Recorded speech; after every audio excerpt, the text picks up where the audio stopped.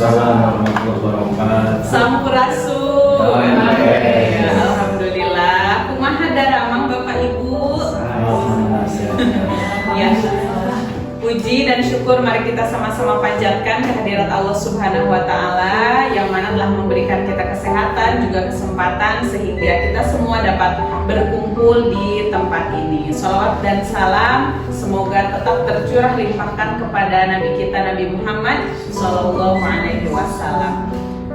Bapak dan Ibu yang saya hormati juga saya banggakan, sebelumnya saya ucapkan terima kasih banyak atas kesediaan Bapak dan Ibu semua sehingga dapat meluangkan waktunya hadir di tempat ini untuk melaksanakan diseminasi budaya positif. Adapun kegiatan ini dilaksanakan dengan tujuan sebagai pengimbasan saya sebagai calon guru penggerak angkatan 10.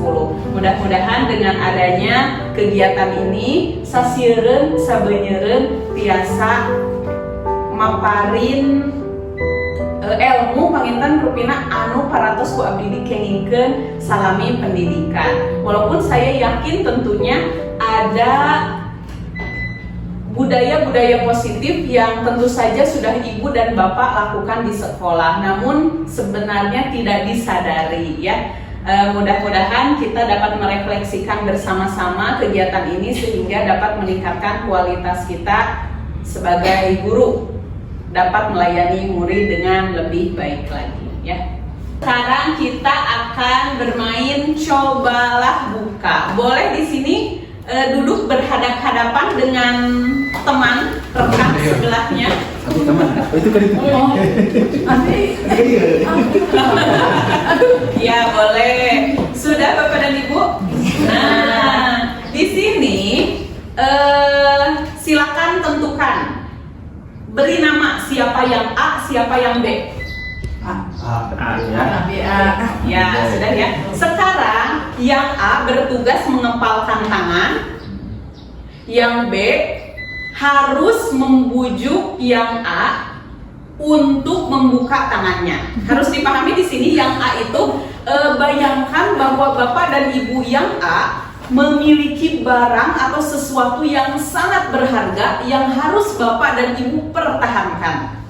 Ya, harus Bapak dan Ibu pertahankan. Nah, sedangkan yang B harus membujuk sedemikian rupa supaya A itu membuka tangannya. Badai diolok, badai dipuji, badai dikelek-kelek, badai disusulan, badai di semua Hawaii. Badai dipasihan naon wae ge mangga sedemikian rupa ya. Dibujuk. Saya beri waktu 30 detik dimulai dari sekarang. Ibu cantik deh. Apalagi kalau ada pakai tangannya. Bagus, oleh. Wah, ya. Bu, nanti jalan-jalan sama saya. Salatnya Bu. Palang tangannya. Oh ya, cukup waktunya habis. Nah, sekarang boleh bertukar ya. Tadi posisi A menjadi posisi B, posisi B menjadi posisi A. Tadi Bu Nurini kan membujuk Bu Linda, sekarang Bu Linda yang membujuk Bu Nurini. Di barter, dimulai 30 detik dimulai dari sekarang. Bapak, mulai. Bisa Ini Pak. Mau. Kita sembari dengan apa yang Ya, waktunya habis. Baik, ya. Ada pertanyaan refleksi nomor 1. Apakah Anda atau B, apakah A ya atau B membuka kepalan tangan Anda? Apakah di sini Bapak dan Ibu ada yang membuka kepalan tangan? tidak Tidak ada, ya. Jadi semuanya menutup kepalan tangannya ya. Kenapa Bapak dan Ibu masih menutup kepalan tangannya? Ada yang ingin memberikan tanggapan? Tidak membuka di olo bari kumaha wae ke peteukeun. saya Bu Iya, mangga Oke. Bapak. Karena saya menyimpan rahasia yang hanya saya sendiri yang tahu, Bu. Gitu. Oh, luar biasa. Dan alim dibagi-baginya. Iya, walaupun ditunjuk apapun ini rahasia yang Iya. saya sendiri yang Terima tahu, yang kasih sangat berharga. Bapak. Ada yang lain? Tadi karena Pak Kamsani punya rahasia. Yang lain, apakah ada sesuatu yang berharga? Itu ya mungkin. Jadi karena memiliki, karena terlalu berharga, jadi tidak mau dibuka, tidak mau dibagi-bagi. Kecil waktu Baik. tertentu. Kemudian pada pertanyaan ketiga, dalam kegiatan ini menurut Bapak dan Ibu sesungguhnya siapa yang memegang kendali atau kontrol untuk membuka atau menutup kepalan tangan? Yang memiliki kontrol atau kendali atas tindakan kita, apakah diri sendiri atau orang lain? Diri sendiri. Nah, diri sendiri. Jadi yang memiliki kontrol itu diri sendiri ya, walaupun dibujuk ayo anu ditunggulan, bener ini ditengger, ada yang mau diberi kue, mau diberi surabi, mau dibujuk cantik, baik, ternyata tidak ada yang membuka ya. Jadi seperti itu ya. Yang memiliki kontrol atas diri kita adalah diri kita sendiri. Nah, ini ada teori menurut Dr. William Glasser dalam kontrol teori yang kemudian hari berkembang dan dinamakan choice theory, meluruskan beberapa miskonsepsi tentang makna kontrol. Ini berkaitan dengan peran kita di sekolah. Yang pertama, ilusi guru mengontrol murid. Kadang kita yakin bahwa murid itu berada di bawah pengaruh atau kendali kita, kontrol kita, padahal itu adalah hanyalah ilusi. Ada siswa yang menurut kepada kita bisa jadi karena dia mau atau menerima kontrol dari kita. Ada juga ketika siswa yang bengal tidak mau menurut, nah itu budak teh alim naon teh diajak atau tidak mau nurut kepada kita karena memang kontrol atau kendali dirinya bukan berada di bawah kita. Kumaha ibu upami aya anu memang dia itu mau menurut, nah bisa jadi bukan karena atas kesadaran, tapi ya memang dia menerima bahwa dirinya dikontrol oleh orang lain. Tapi kadangkala suatu saat bisa juga berubah ketika dia tidak mau menerima kontrol dari orang lain, ya bisa jadi dia pun menolaknya. Itu yang pertama. Yang kedua, ilusi bahwa semua penguatan positif, efektif, dan bermanfaat. Ya tadi bujukan. Kadang ketika anak dibujuk, ya bisa jadi menurut kepada kita. Tapi apabila bujukan atau penguatan positif ini dilakukan secara terus-menerus, maka anak akan ketergantungan kepada guru. Karena ibu guru tidak membujuk, karena bapak guru tidak membujuk, maka saya tidak akan melakukan itu. Tunggu we, antosan we diolok laku bapak nembe bade ngalaksanakeun ya. Kemudian nomor 3, ilusi bahwa kritik membuat orang merasa bersalah dapat menguatkan karakter ya. Ini ditujukan kepada siswa bahwa kita boleh mengkritik, tapi tentu kritiknya yang membangun, bukan yang menjatuhkan siswa. Karena kritik yang menjatuhkan itu bukan akan menguatkan karakter, tapi malah membuat siswa itu merasa bersalah. Kemudian yang ketiga, ilusi bahwa orang dewasa memiliki hak untuk memaksa. Padahal tadi kembali kepada nomor 1, bahwa semua kendali diri itu berada di bawah kontrol diri sendiri. Kita tidak bisa memaksa, kita tidak bisa mengatur siswa.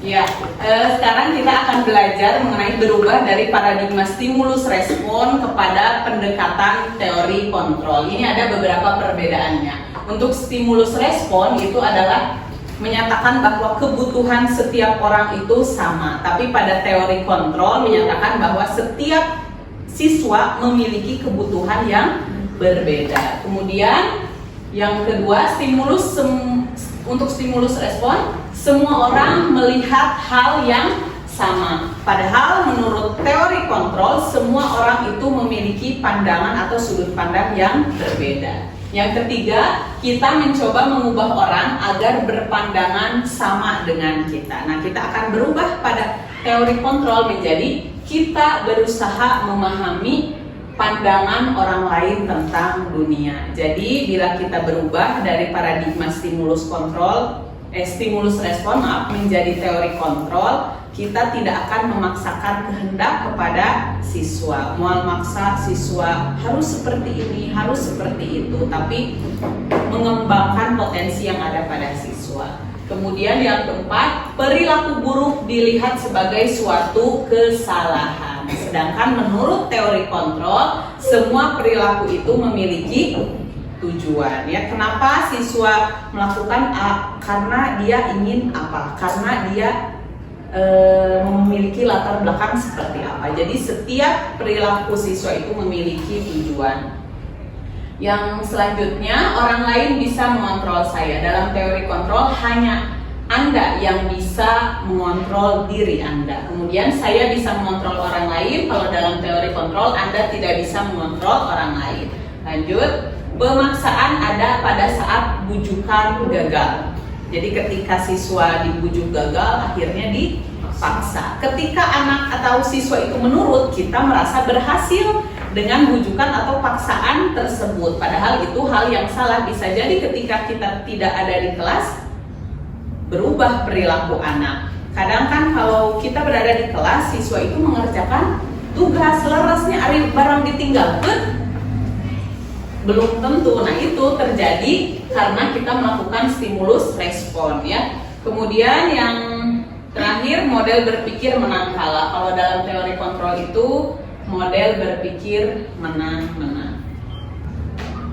Nah, ini di sini kita makna kata disiplin, ya. Menurut Diane Gosen dalam bukunya Restructuring School Disiplin 2001, Diane menyatakan bahwa arti dari kata disiplin berasal dari bahasa Latin disciplina yang artinya belajar. Nah, kata disiplin juga berasal dari akar kata yang sama, yaitu murid atau pengikut. Jadi untuk menjadi seorang murid atau pengikut, seseorang harus paham betul alasan mengapa mereka mengikuti suatu aliran atau ajaran tertentu, sehingga motivasi yang terbangun adalah motivasi intrinsik, bukan ekstrinsik. Biasanya yang kita pahami disiplin itu kaitannya dengan hal-hal yang negatif, dengan hukuman dan lain sebagainya. Tapi sebenarnya disiplin itu adalah bagaimana memunculkan kesadaran diri sendiri supaya siswa dapat melakukannya sendiri atas kesadarannya, bukan karena bujukan, bukan karena paksaan, bukan karena hukuman. Nah, itulah menurut Diane Gosen itu disiplin itu memunculkan kesadaran dari diri sendiri. Nah, ini saya akan tanyakan, setuju atau tidak hukuman dapat mendisiplinkan siswa? Bu Sani setuju atau tidak? Tidak, karena apa, Bu? Berarti apa yang dia lakukan bukan atas dasar keinginannya sendiri. Nah, betul ya.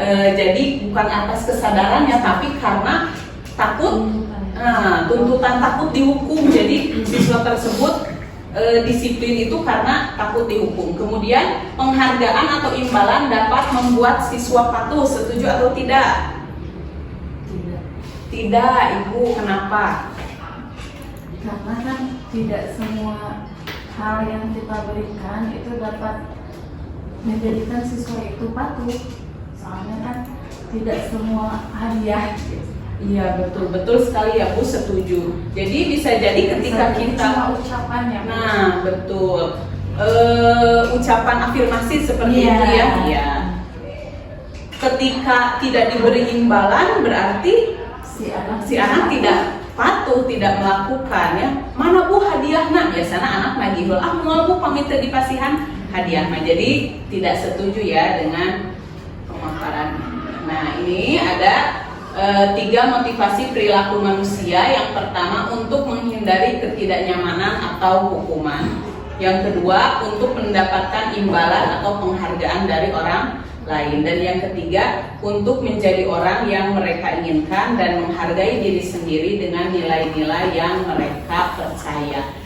Ketiganya saya kira ada dalam diri setiap siswa. Jadi ketika siswa masuk ke kelas tepat waktu, bisa jadi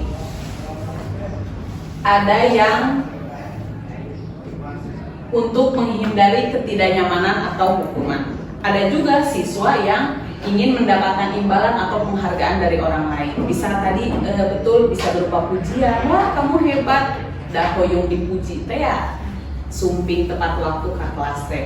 Kemudian yang ketiga, untuk menjadi orang yang mereka inginkan dan menghargai diri sendiri dengan nilai-nilai yang mereka percaya. Nah, menurut Bapak dan Ibu, kira-kira di sekolah lebih banyak itu yang mana siswa berperilaku?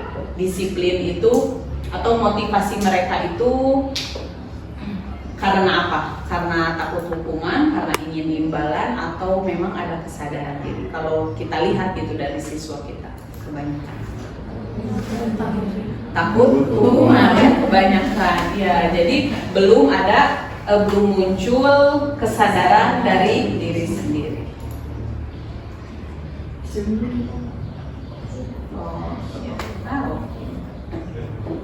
Nah, di sini ada perbedaan hukuman, konsekuensi, dan restitusi ya. Kalau hukuman itu sesuatu yang menyakitkan harus terjadi. Kalau konsekuensi sesuatu harus terjadi, bukan yang menyakitkan ya. Kalau restitusi merupakan pilihan. Jadi antara hukuman, konsekuensi, dan restitusi itu merupakan tahapan untuk mendisiplinkan siswa. Dari yang harus kita hindari hukuman, konsekuensi itu netral sebetulnya. Nah, yang paling baik itu adalah restitusi. Nanti di akhir akan belajar mengenai restitusi. Kemudian yang kedua, tidak nyaman untuk murid kalau hukuman atau anak untuk jangka waktu yang panjang. Kalau konsekuensi biasanya tidak nyamannya itu hanya sebentar. Karena kamu melakukan ini berarti konsekuensinya apa? Harus ini. Oh iya betul, tidak nyaman memang tapi hanya sebentar. Tapi untuk restitusi menguatkan untuk murid dalam jangka waktu yang panjang. Kemudian untuk hukuman, korban mendapat keadilan ya. Kalau konsekuensi itu korban bisa diabaikan, kalau restitusi korban mendapatkan ganti. Kemudian kalau hukuman murid akan tersakiti, kalau konsekuensi murid dibuat tidak nyaman, kalau restitusi murid mendapatkan penguatan. Nah, untuk hukuman perilaku pasif agresif meningkat, konsekuensi itu penguatan hanya bertahan dalam jangka waktu pendek, kalau restitusi itu masalah terpecahkan. Maksudnya tadi memang skip saja. Nah ini kalau hukuman ini ya, kalau hukuman itu sifatnya negatif, kalau restitusi netral, kalau positif, yang positif itu emang konsekuensi netral, positif itu yang restitusi. Kalau hukuman, awas kalau dilakukan lagi, ya, nanti awas kamu jadi mengancam kalau hukuman. Tapi kalau konsekuensi, lakukan apa yang saya katakan. Kalau restitusi, apakah hal ini yang sesungguhnya ingin kamu lakukan? Sapertos guru BK pangintennya eta lemah lembut menguatkan. Kadang kalau kalau saya belum bisa sebenarnya menerapkan sepenuhnya gitu ya. Kemudian kalau hukuman itu mode paksaan, netral itu mode stimulus respon, kalau restitusi teori kontrol tadi ya. Jadi yang paling baik kita melakukan dengan restitusi. Nah ini ya, ada beberapa hal yang dapat kita lakukan supaya memunculkan budaya positif di kelas atau di sekolah. Salah satunya adalah dengan membuat keyakinan kelas. Jadi memberikan pengarahan kepada siswa apa yang kalian yakini.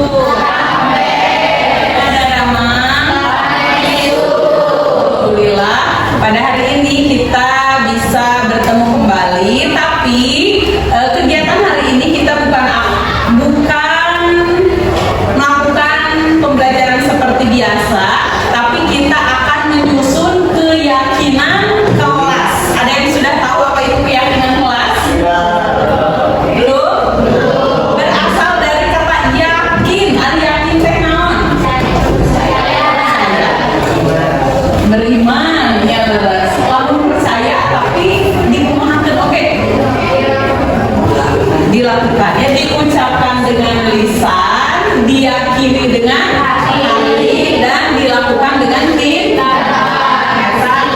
Keyakinan. Pada hari ini kita akan menyusun keyakinan kelas. Tapi keyakinan kelas itu seperti apa, Bu? Sebelum kepada keyakinan kelas, Ibu mulai dari peraturan. Adakah peraturan di sekolah ini?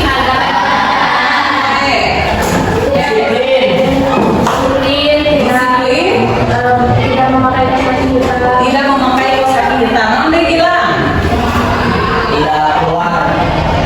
Tidak keluar. Halaman sekolah. Oh, dari. Oh, tidak keluar dari lingkungan sekolah ketika jam pelajaran. Ya, nanti masuk sekolah tepat waktu. Nanti ya, tidak boleh memakai sepatu dan lain sebagainya. Eta namanya peraturan. Biasanya peraturan itu sifatnya satu arah. Jadi ketika kita masuk ke SMA Negeri 13 Garut, kita mau tidak mau hoyong ke hoyong kadang nurut karena aturan. Jadi dibuatnya itu oleh pihak sekolah. Begitupun ketika kita keluar dari sekolah ini, misal atanapi waktu SMP, atanapi di sekolah mana wae, tentu ada peraturan. Peraturannya berbeda-beda. Jadi peraturan itu dibuatnya satu arah. Kemudian yang kedua ada juga yang namanya kesepakatan.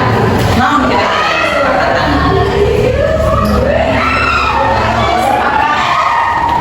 Sepakat ya.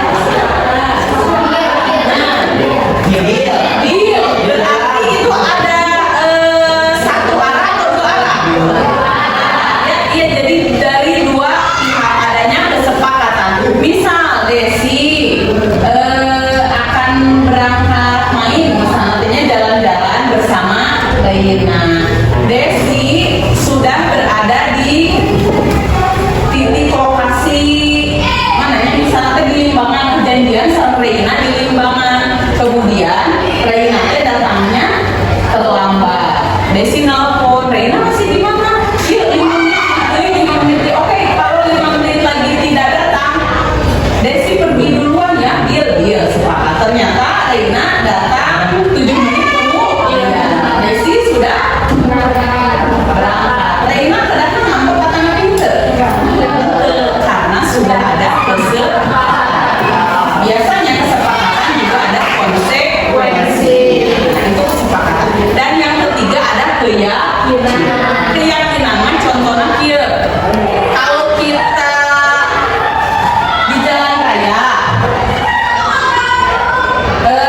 kadang kumaha, kadang ngangge naon? Kadang ngangge ada peraturannya. Kisah peraturannya. Polisi betul. Tapi jikalau di Indonesia tidak ada peraturan yang mengharuskan pengguna motor tidak harus memakai helm, apakah akan tetap memakai helm di jalan raya atau tidak? Tidak. Ada yang tidak, ada yang memakai. Kenapa tidak? Desi dulu tidak. Kenapa? Nah, Rio. Karena karena daya aturan jadinya. Jadi daya aturan jadi bioswe kalau nggak sama. Ya,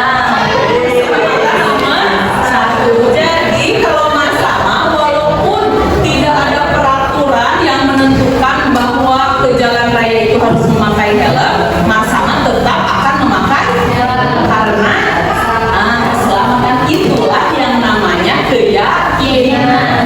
Walaupun tidak ada peraturan, walaupun tidak ada yang menyuruh, walaupun tidak ada yang melarang, karena kita sudah yakin, kita tetap akan mengenakan helm. Baik, harus. Tiga ada sholat maghrib sebentar rokaat.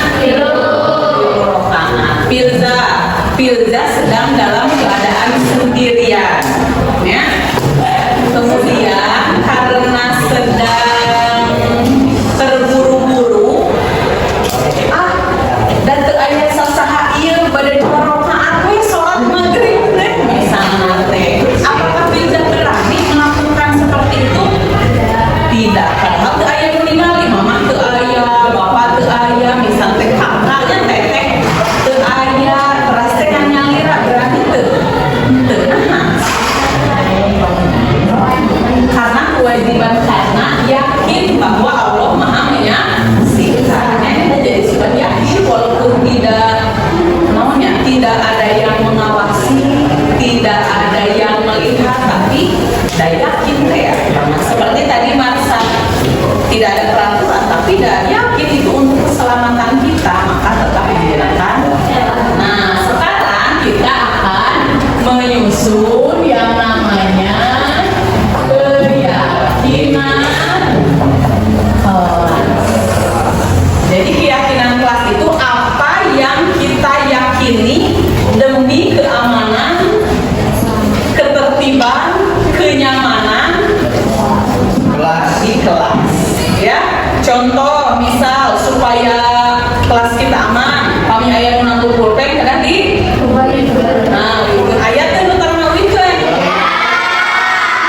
Curang pen gitu. Nah, seperti itu. Jadi, silakan sekarang Ibu akan membagikan kertas masing-masing satu.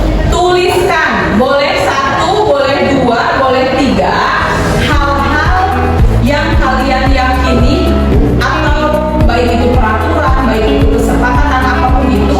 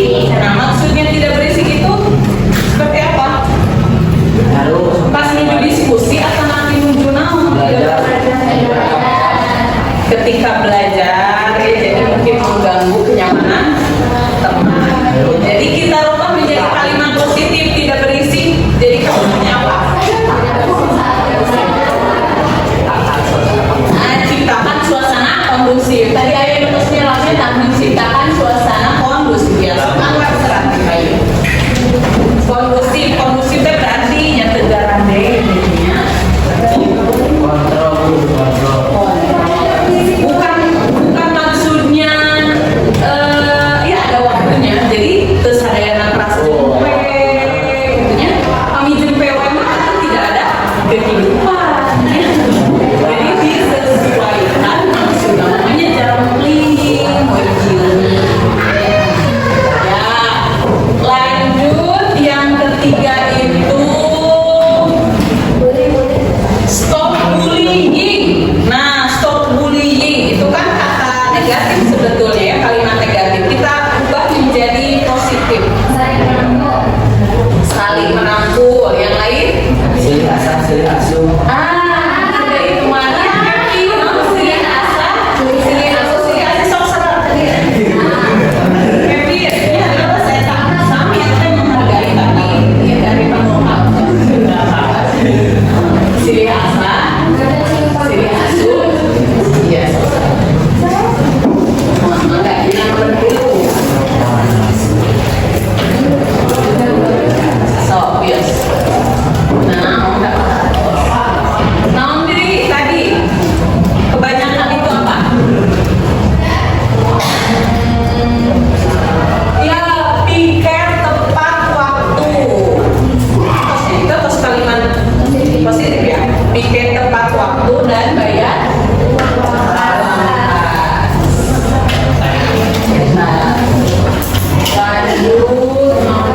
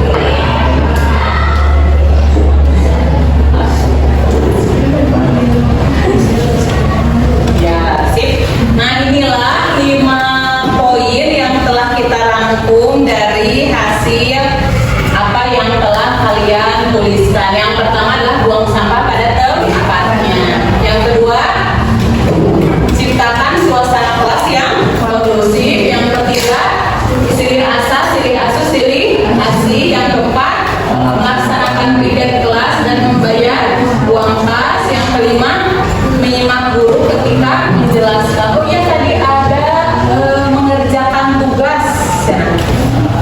Mengerjakan tugas sebelum deadline. Oh, jangan menunggu tugas ya, mengerjakan tugas tepat waktu.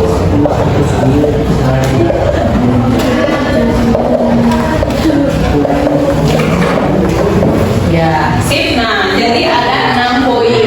Sekarang kita ubah dari 6 poin ini menjadi satu kata inti. Ya, satu kata inti.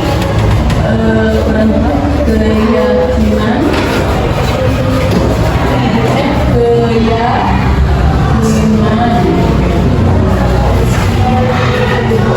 Kelas 10/9 ya, nomor 1. Nah, buang sampah pada tempatnya, kemudian dengan melaksanakan piket kelas. Ini artinya apa?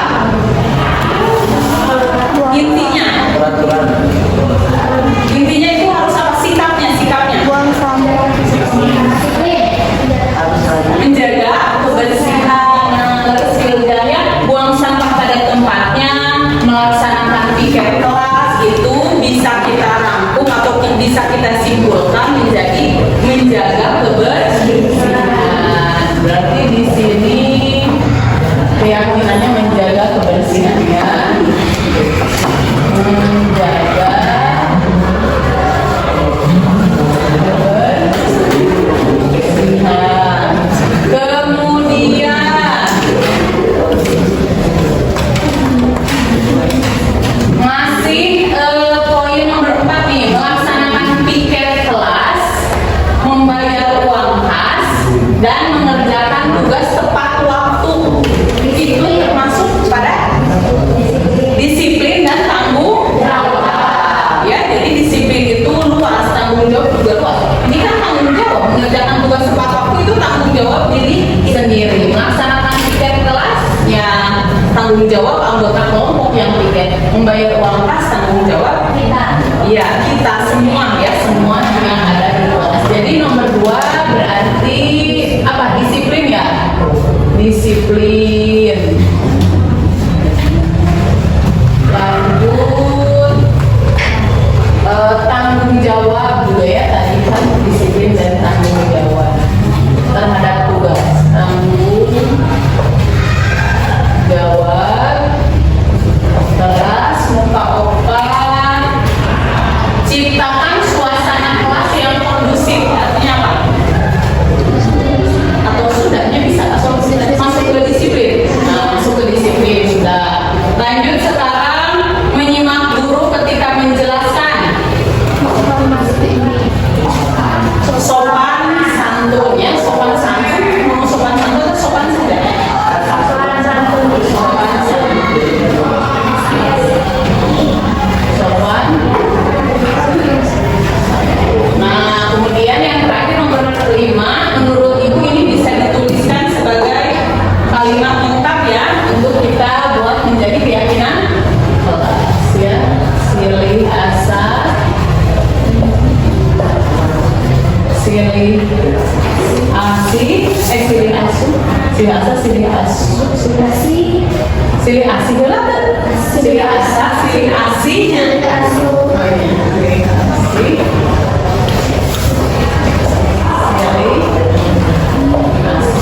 Nah, inilah 5 keyakinan kelas yang telah kita buat. Anggi boleh dibacakan kembali 5 poin ini dari atas sendiri. Keyakinan kelas 10/9. Pertama, menjaga kebersihan. Kedua, disiplin. 3, tanggung jawab. 4, sopan santun. 5, silih asah, silih asih, silih asuh. Sip. Apakah sepakat semuanya?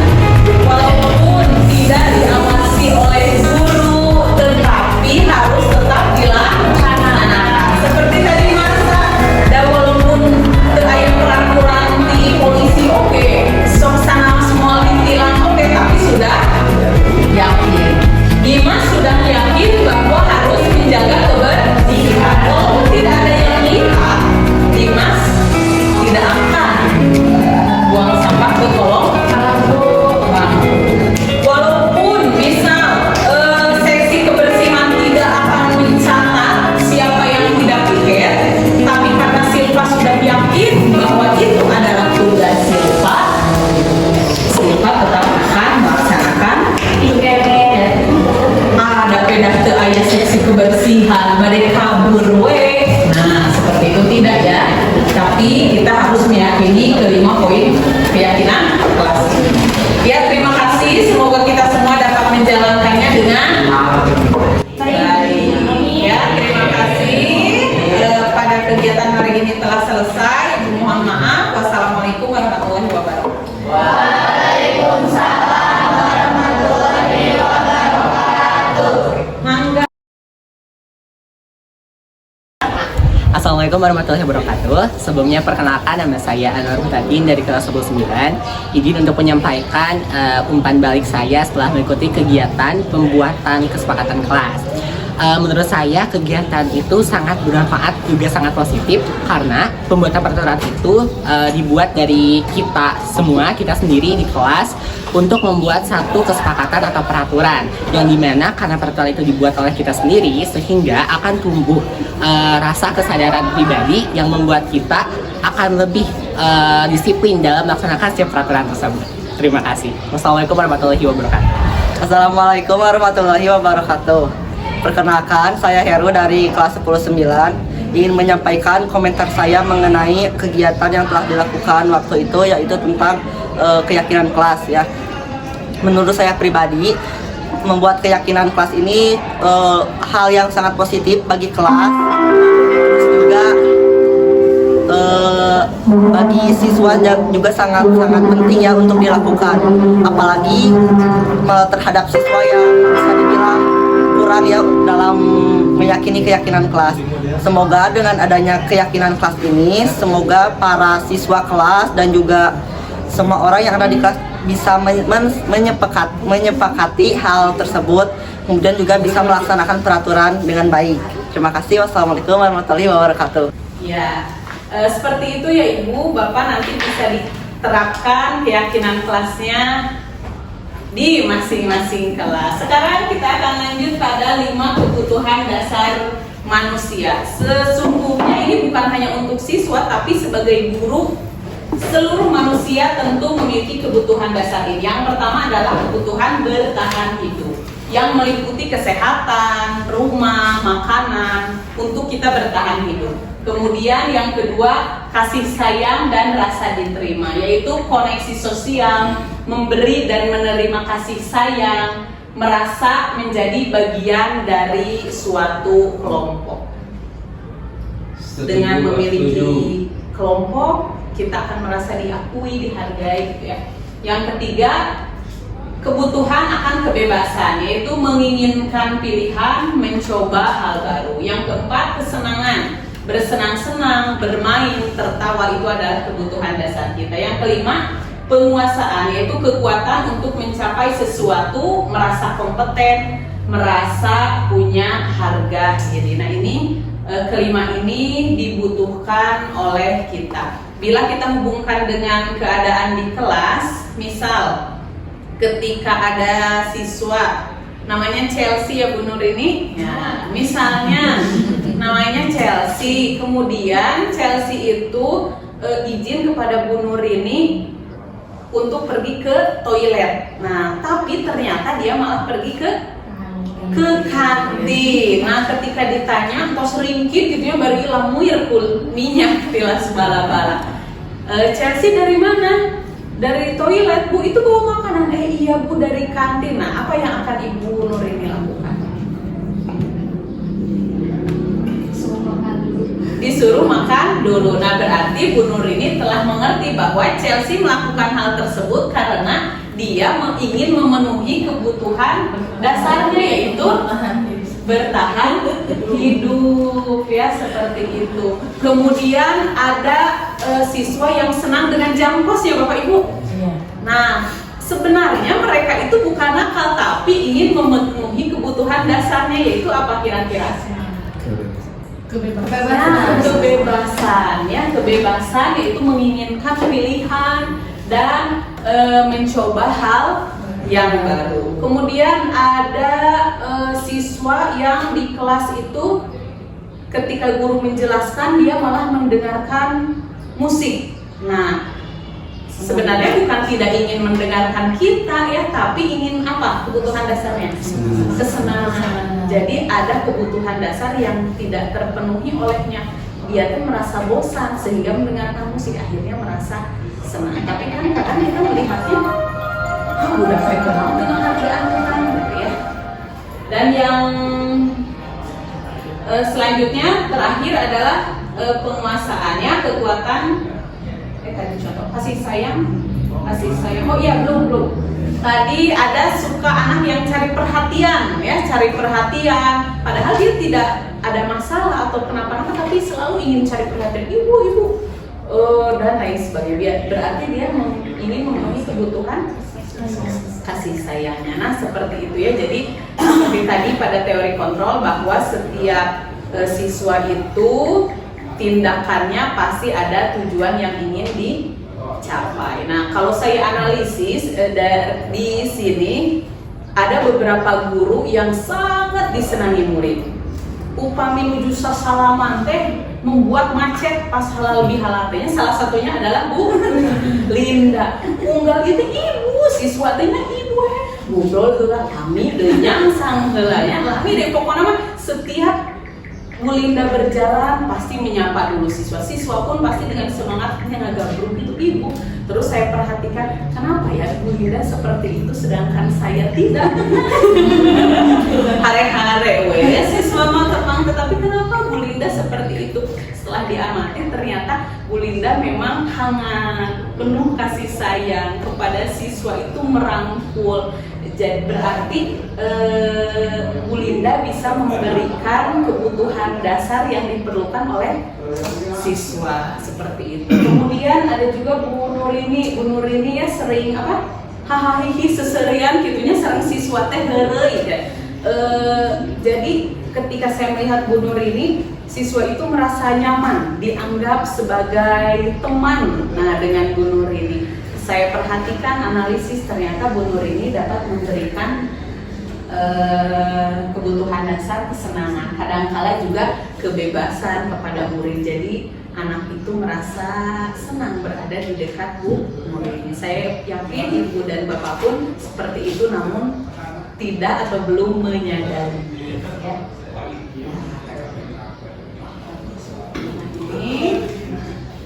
Kira-kira boleh dianalisis, refleksikan pada diri sendiri, Bapak Ibu termasuk yang mana? Posisi kontrol, pertama penghukum, nada suara tinggi, bahasa tubuh, mata melotot dan jari menunjuk-nunjuk menghati. Apakah itu saya? Ya.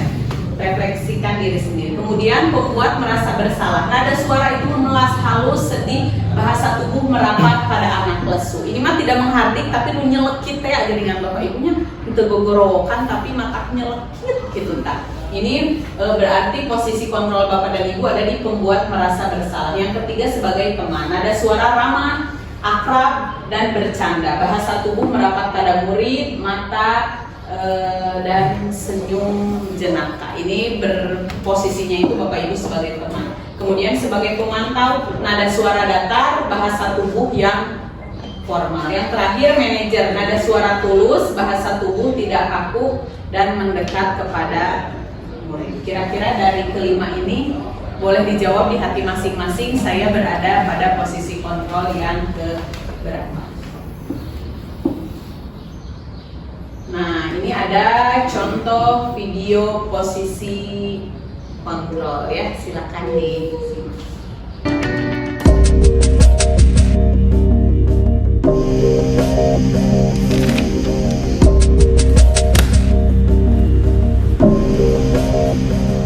Naren, sini kamu. Selamat pagi, Bu. Selalu terlambat. Kamu deh, pasti terlambat. Maaf, Bu. Saya... Apa coba? Alasan kamu apa lagi? Kapan sih kamu tidak terlambat? Malas sekali ya kamu jadi anak. Saya... Dasar pemalas. Gak kapok-kapok sih kamu. Sudah berapa kali terlambat? Sana, kamu keliling lapangan basket 2 kali.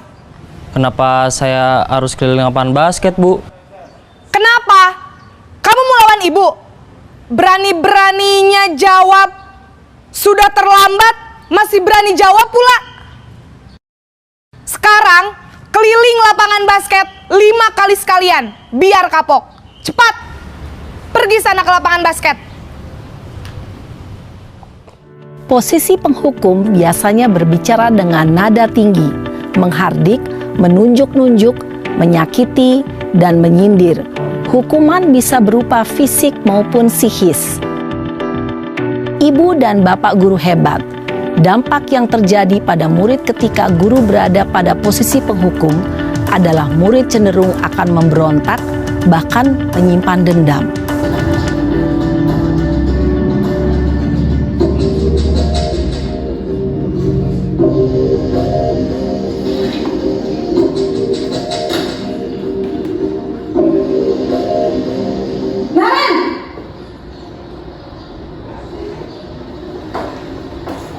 Selamat pagi, Bu.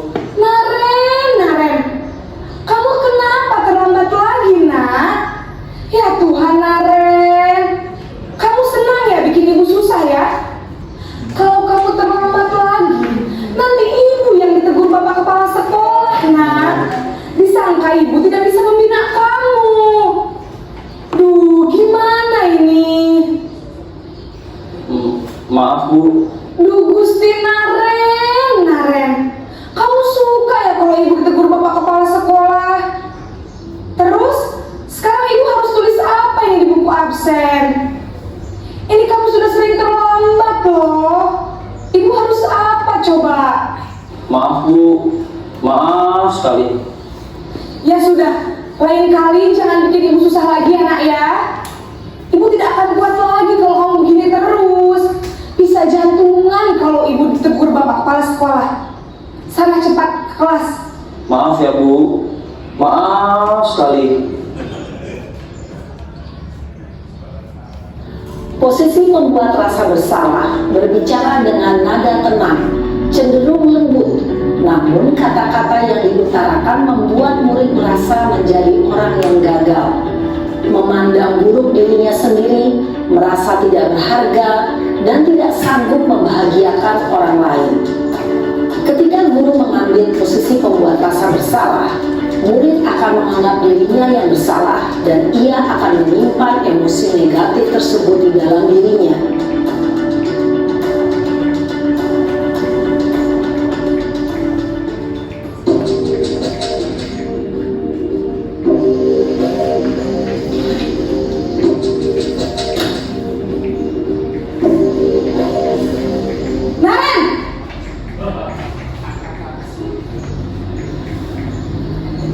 Selamat pagi, Bu. Wah, sudah jam berapa ini, nak? Terlambat lagi ya, sayang? Iya, Bu. Habis ibu saya belum membangunkan saya, Bu. Kamu malah menyalahkan ibu kamu. Kamu bukannya anak yang larinya paling kencang. Kok terlambat sih? Iya, Bu. Saya memang terlambat bangun tadi. Jadi, biarpun saya lari kencang, tetap gak kekejar, Bu. Ya sudah sana, nanti lain kali larinya lebih kencang lagi ya, biar gak terlambat lagi. Bikin seneng ibu, demi ibu, bisa kan? Bisa lah, Bu. Ya sudah sana masuk kelas, ibu beresin urusan absen kamu. Kamu ini ada-ada saja. Dalam posisi teman, guru berbicara dengan nada suara ramah, akrab, cenderung bersenda gurau untuk menjaga suasana tetap santai. Murid akan merasa senang, aman, dan akrab dengan guru. Identitas yang tercipta adalah identitas sukses atau berhasil. Namun, perlu diingat, karena ini masih dorongan eksternal, maka ada faktor ketergantungan dari murid kepada orang tertentu. Di sini, guru absennya, sehingga di lain waktu, murid bisa berperilaku baik, namun hanya kepada orang-orang tertentu saja.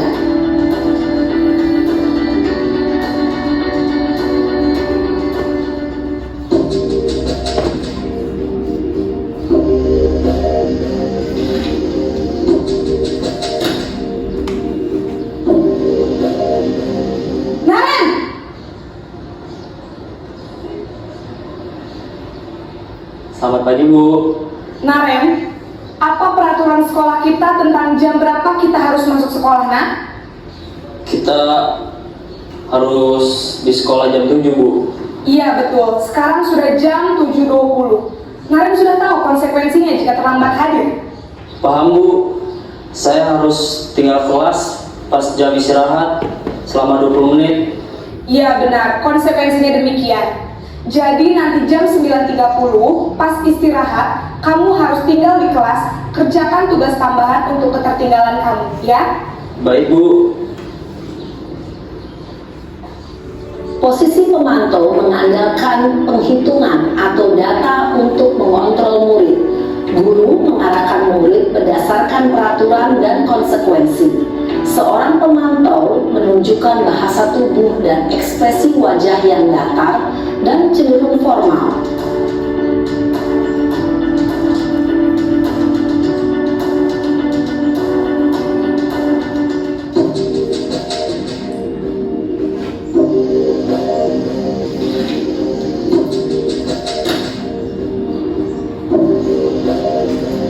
Naren!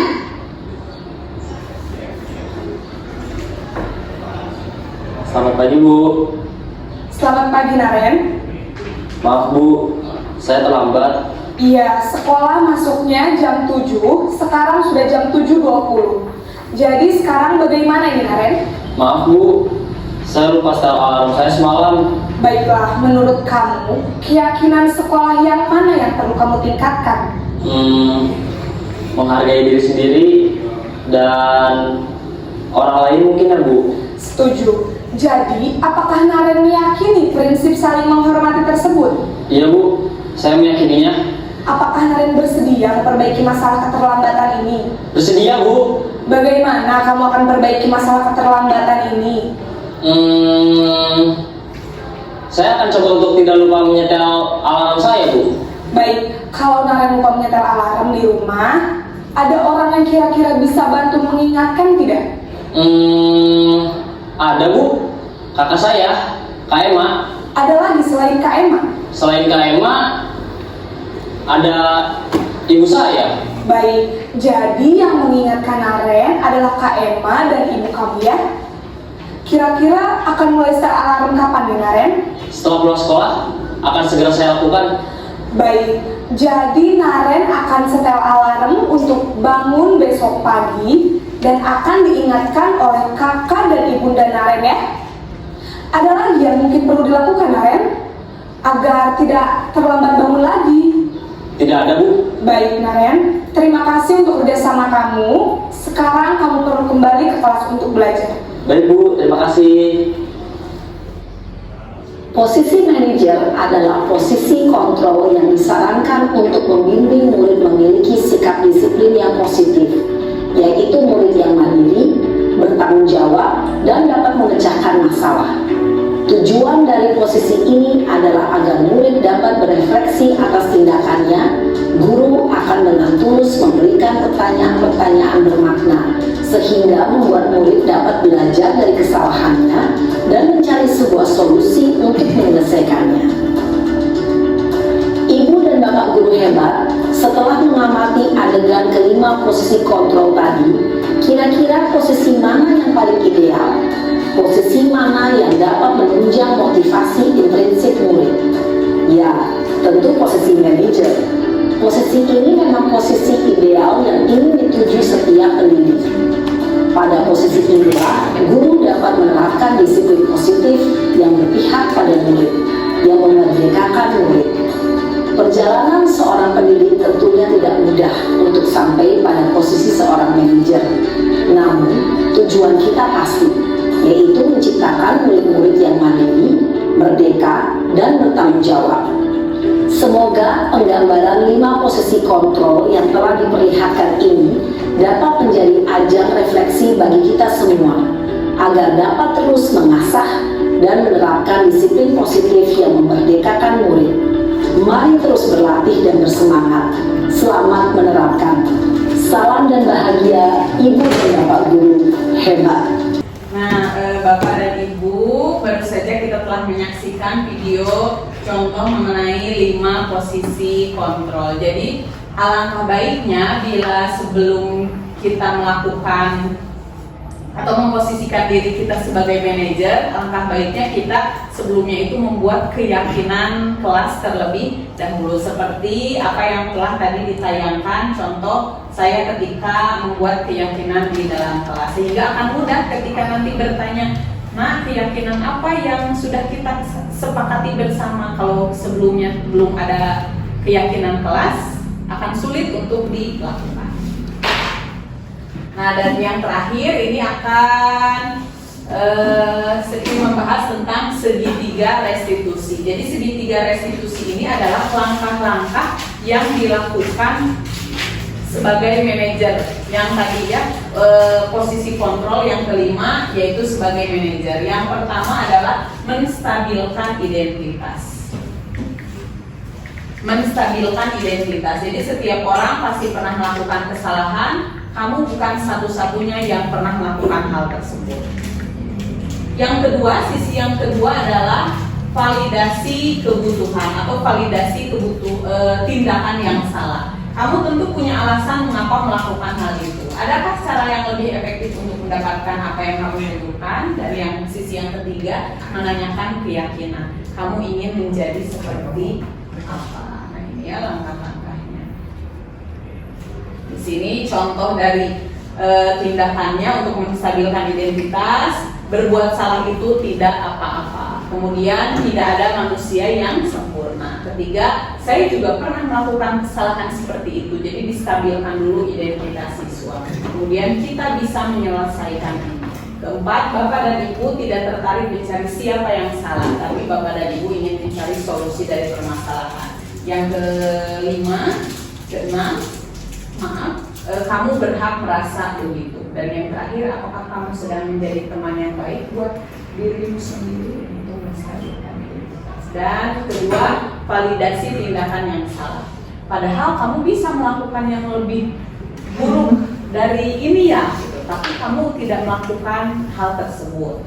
Kamu pasti punya alasan mengapa melakukan hal itu. Kemudian kamu patut bangga pada dirimu sendiri karena kamu telah melindungi sesuatu yang penting bagi kamu. Terakhir, kamu boleh mempertahankan sikap itu, tapi kamu harus menambahkan sikap yang baru. Itu validasi tindakan. Dan yang terakhir, menanyakan keyakinan. Apa yang kita percaya di kelas atau keluarga, misalnya ini juga bisa diterapkan di keluarga. Kemudian apa nilai-nilai umum yang kita telah sepakati? Apa bayangan kita tentang kelas yang ideal? Terakhir, kamu mau menjadi orang yang seperti apa? Diharapkan melalui kegiatan segitiga restitusi ini akan memunculkan kesadaran dari dalam diri sendiri. Seperti itu Bapak dan Ibu. Ini teori-teori ini bukan hanya dapat diterapkan di sekolah atau di kelas, di keluarga pun tentu saja bisa ya. Di lingkungan keluarga, masyarakat, juga rumah tangga seperti itu. Alhamdulillah, terima kasih. Sebelum saya akhiri, berikut ada contoh video segitiga restitusi yang telah saya lakukan dan bisa disaksikan bersama-sama. Kevin, apa kabar? Baik. Alhamdulillah. Selama 1 minggu ini berturut-turut Ibu mendengar atau mendapatkan laporan dari 5 guru sekaligus berturut-turut bahwa Kevin tidur saat pembelajaran di kelas, betul? Betul, Bu. Nah, memangnya Kevin tidur jam berapa sampai ngantuk di kelas? Jam 9, Bu. Jam 9? Oh, Ibu kira jam 11 atau jam 12. Berarti tidurnya masih normal ya? 8 jam. Terus apa yang membuat Kevin selalu ngantuk di kelas kalau begitu? Bosan. Bosan? Oh, bosan. Sama sih, Ibu juga kalau sedang bosan pasti bawaannya itu jadi ngantuk. Apalagi kalau di kelas tidak ada kegiatan ya, pasti bawaannya itu akan ngantuk. Oke ya, jadi Kevin itu tidur karena bosan. Nah, Ibu masih menghargai Kevin ya, karena Kevin tidak melakukan tindakan yang lebih dari itu, seperti mengobrol dengan teman atau mengganggu teman yang lain. Tidak kan? Tidak Bu, tidur daripada ngobrol sama teman. Oh, nah sekarang menurut Kevin, apakah tindakan Kevin tidur ketika guru menjelaskan itu sudah sesuai dengan keyakinan kelas kita? Tidak Bu. Kira-kira keyakinan kelas apa yang Kevin langgar? Saling menghormati. Iya betul ya, saling menghormati. Menurut Kevin, saling menghormati itu penting atau tidak? Penting. Iya. Baik, jika Kevin menganggap itu penting, apa yang harus Kevin lakukan supaya tidak ngantuk di kelas? Saya tidak boleh diam saja. Harus ada kegiatan seperti menulis atau menggambar. Oh, jadi Kevin itu tipe yang kinestetik ya, tidak boleh diam, harus bergerak gitu ya kan, atlet nonton futsal, sepak bola. Oh, sepak bola ya. Nah, Kevin bersedia memperbaikinya? Bersedia Bu. Ya, apa yang harus Kevin lakukan untuk menjalankan keyakinan kelas tersebut?